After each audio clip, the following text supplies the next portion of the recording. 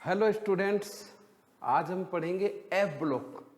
F block में सबसे पहले है एफ ब्लॉक एलिमेंट्स।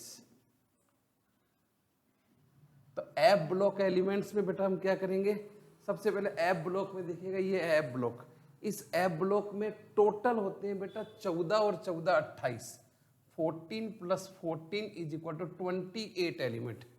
कुल होते हैं 28 तत्व। अब 28 तत्व में देखिए सबसे पहले है, एक है लैंथेनोइड। तो लैंथेनोइड तो होता है बेटा 58 से लेकर के 71 तक। लैंथेनोइड कितना होता है? 58 से लेकर के 71 तक। और एक्टिनोइड, एक्टिनोइड एक्टिनोइड होता है 90 से लेकर के 103 तक। तो 14 तत्व तो ये हो गए, 14 तत्व ये हो गए, ये दोनों हो गए 28 तत्व हो गए एफ ब्लॉक के तत्व। एफ ब्लॉक के तत्व का इलेक्ट्रॉनिक विन्यास होता है n-2 F 1 से लेके 14 तक, n-1 D 0 से 1 और ns2। बेटा मेरी आवाज आ रही है आपको? तो n-1 1 से 14 तक, n-1 D 0 से 1 तक और ns2। ये होगा एफ ब्लॉक के तत्वों का इलेक्ट्रॉनिक विन्यास।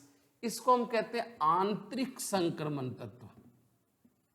आंतरिक संक्रमण तत्व। इसमें नोट करना बेटा, जैसे यहां पर मैंने लिखा है ns2, तो यहां पर आप अच्छे बच्चे n = 6 और 7।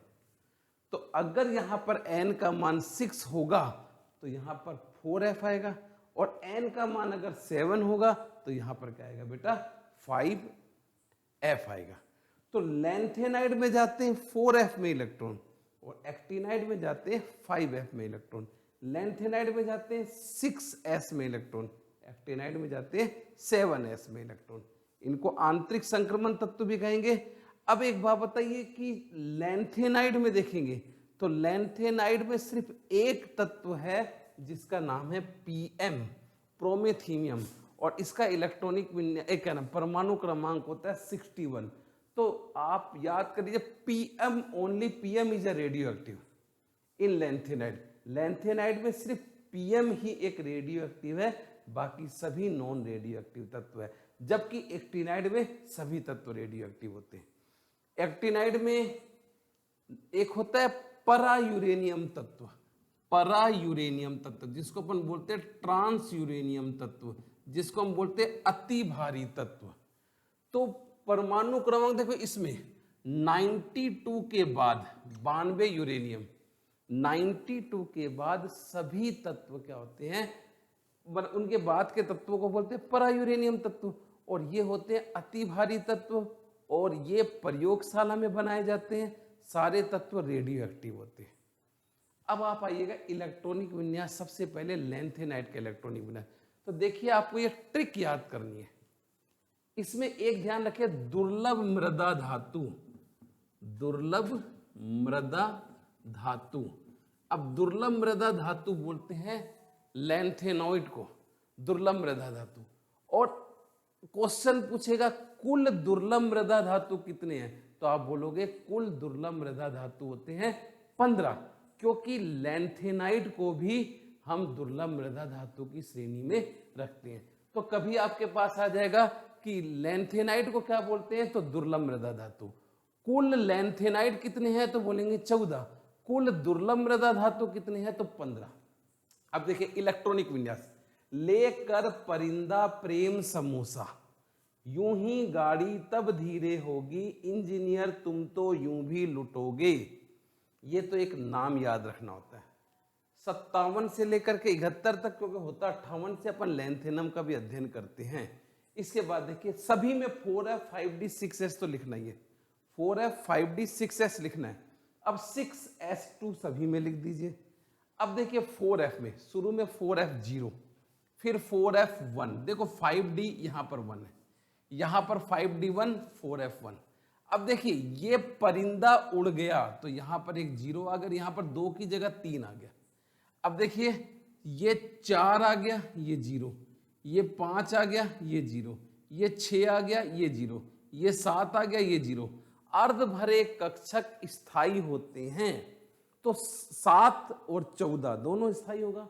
तो यहां पर फिर हम लिखेंगे 7, लेकिन ये 1। ये देखिए ये अपवाद हो गया बस खाली। इसके बाद 7 के बाद 8 ना के 9 0, 10 0, 11 0, 12 0, 13 0, 14 0। अब यहाँ 14 और 1 कर देंगे। ये तो हो गया आपका इलेक्ट्रॉनिक विन्यास। यहाँ पर 2 जगह होते हैं इलेक्ट्रॉनिक विन्यास में, सिर्फ 7 और 14, 2 में जरा सा अंतर होता है। इसका कारण बोलोगे अर्ध भरे कक्षक और पूर्ण भरे कक्षक। ठीक है, अब इसी से मैं आपको ऑक्सीकरण अंक भी बता देता हूं। ऑक्सीकरण अंक सभी लैंथेनाइड ऑक्सीकरण अंक प्लस के 3 शो करते हैं, लेकिन कभी कभी ये प्लस के 2 और प्लस के 4 भी शो करते हैं। ऑक्सीकरण अंक बहुत जरूरी है और ध्यान रखना, इसको ट्रिक से याद करना, वरना कंफ्यूज हो जाओगे। कि सभी लैंथेनाइड प्लस के 3 तो शो करेंगे ही, लेकिन कुछ कुछ प्लस के 2 और कुछ कुछ प्लस के 4 भी शो करते हैं। अब कौन करेंगे, इसका क्या रीजन है आपको पता है, अर्ध भरे कक्षक और पूर्ण भरे कक्षक। तो देखिए बेटा, प्लस के 3 करेंगे तो एक बात ध्यान कि 2 इलेक्ट्रॉन तो 6s से ही निकलेगा। तीसरा इलेक्ट्रॉन कहां से निकलता है, ये इस बात पे निर्भर करता है कि अर्ध भरे कक्षक है, पूर्ण भरे कक्षक है या रिक्त कक्षक है। तो देखिए नाम याद रखिएगा, ला, लू, ला, लू और गधा, ये ध्यान रखिएगा। तो ये 3 है, इसमें तीसरा इलेक्ट्रॉन डी से निकलेगा, इसमें तीसरा इलेक्ट्रॉन डी से निकलेगा। डी से निकलने के बाद 0 हो गया, डी से निकलने के बाद 7 आ गया, और लू में डी से निकलने के बाद 14 आ गया। इसका कारण है अर्ध भरे कक्षक, पूर्ण भरे कक्षक और रिक्त कक्षक।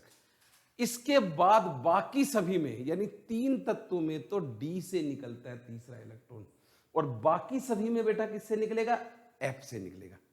ठीक है, अब कुछ तत्व प्लस के 2 शो करते हैं, कुछ तत्व प्लस के 4। तो यहां पर भी एक ध्यान रखें, CETB, CETB इनमें प्लस के 4 शो करते हैं। नोट करिए, CE ये रहा, 2 यहां से निकला, 1 यहां से निकला, 1 यहां से निकला, तो ये प्लस के 4 शो कर दिया। TB देखिए कहां, ये रहा, ये देखिएगा इसमें तो रिक्त कक्षक हो गए, इसमें 2 यहां से निकल गया, 2 यहां से निकल गया, तो 4F7 आ जाएगा। तो ये हो जाएगा CETB, ये हो गया प्लस के 4। और यूं ही और यूं भी प्लस के 2 और यूं भी प्लस के 2, ये दोनों देखो प्लस के 2 शो करते। देखो यूं ही, देखिए कहां गया YB, यूं ही देखिए 2 यहां से निकल गया तो अर्धभरे कक्षक है, ये देखिए 2 यहां से निकल, और यूं भी 2 यहां से निकल गया तो पूर्ण भरे कक्षक है।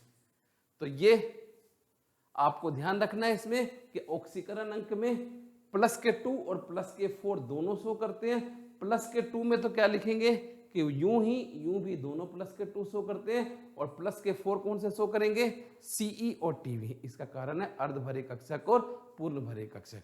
अब अगर आपको और कुछ इसमें से पूछना है तो आपको पूरी PDF आपको क्लास के अंदर भेज दी जाएगी, WhatsApp पे भेज दिया। उसमें कोई दिक्कत हो तो आप कर सकते हो, क्लास में आप चैट करके पूछ सकते हो। थैंक यू बेटा।